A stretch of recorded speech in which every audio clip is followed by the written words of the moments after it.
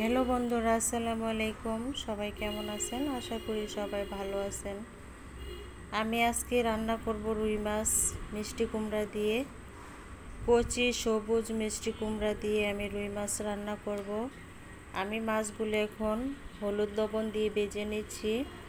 যারা কখনো মিষ্টি কুমড়া দিয়ে রুই মাছ বা যে কোনো বড় মাছ খান নাই, তারা একবার রান্না করে খেয়ে দেখবেন, অনেক ভালো লাগে।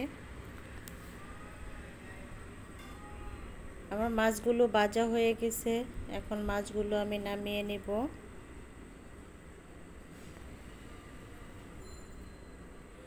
চুলায় প্যান বসাই দিলাম, পেঁয়াজ তেল দিয়ে ভাজা ভাজা করে নিলাম। এখন পরিমাণ মতো আদা রসুন হলুদ মরিচ যা যা দেওয়ার সব মশলা দিয়ে দিব।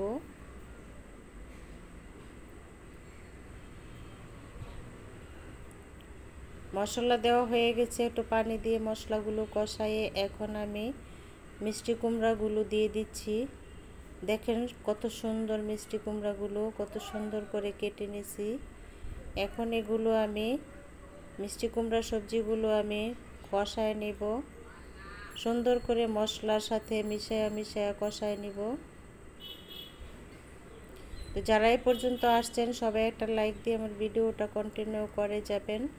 আর নতুন বন্ধুরা আমার সাথে থাকবেন, আমি আপনাদেরকে সময় মতো ব্রেক দিয়ে দিব, সময় মতো বন্ধু করে নিব। আর যারা যারা আমার সাথে অ্যাড আছেন তারা সবাই আমার সাথে থাকবেন, আমার ভিডিও দেখবেন, আমিও আপনাদের ভিডিও দেখব। তরকারিগুলো কষানো হয়ে গেছে, এখন আমি পরিমাণ মতো পানি দিয়ে দিলাম। চুলায় তেমন গ্যাস নাই, আগুন উঠছে না, বলক আসছে না। ঢাকা শহরের অবস্থা, গ্যাসের জন্য ভালো করে রান্না করা যায় না। কতক্ষণ জাল করলাম, বলক আসলো না, তাই মাছগুলো আমি দিয়ে দিচ্ছি একসাথে বলক আসুক। মাছ আর তরকারি একসাথে বলক আসুক।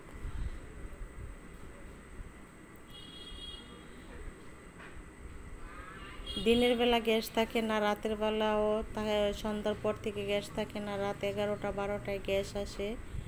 ভোর সকালে একটু গ্যাস পাই, তখন কি রান্না করতে মন চায়, ঘুম নষ্ট করে।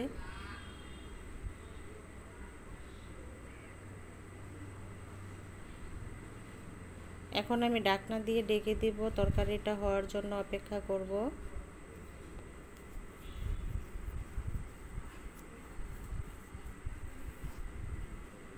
তো তরকারিটা হয়ে গেছে বন্ধুরা, এখন আমি ধনেপাতা দিয়ে দিচ্ছি।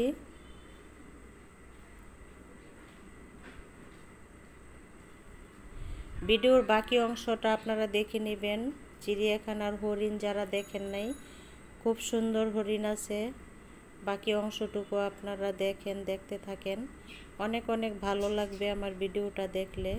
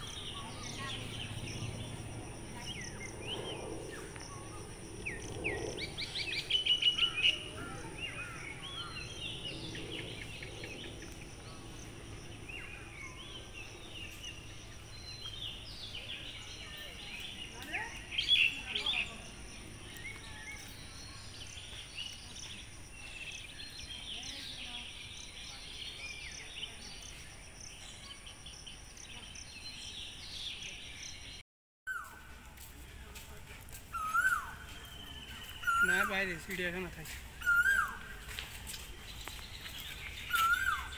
ও সাইকেল লাই টিয়া লইছি এনে আর দরকার আছে এনে আছে একবার